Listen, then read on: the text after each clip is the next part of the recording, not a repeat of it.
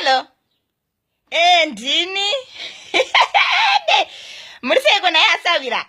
Aiwa ndiri right. Ndanzwa ndiri kutoge ndamuka ndiri kutogadzirira kuenda ku Black Friday.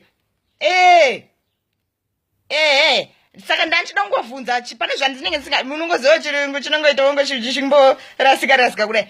Ndachida kubvunza ndofeka zvese zviri black here. Ndofeka zvese zviri black. All black neboots. Akomanaka. Waita basa wandiudza. Ndanga ndisingatombozviziva indi. Especially. Waita basa zvako iwe. Asi unoziva zvakaoma.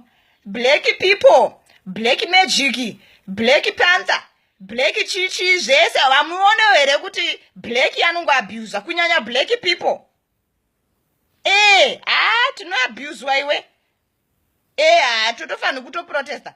Anyway, kana vandudza ndi special ndakutogadzirira kuendako ku specialist kuno kujoni kunoko. Saka kwenyu ku Zimbabwe ku Black Friday iripo. Inga makorokoto zve. Saka kana zvakune Black Friday kudai chingwa chikuita mariko nasi. Ko petrol. Ko iyo cooking oil. Iwe. Pakaipa. Aiwa kuno kuti kutunyatsotenga zvakanaka pana maretsi. Ndakataura kare, ndakati jambai mabhodha amudi kuteerera pachenyu. Gore rino, zvakaoma.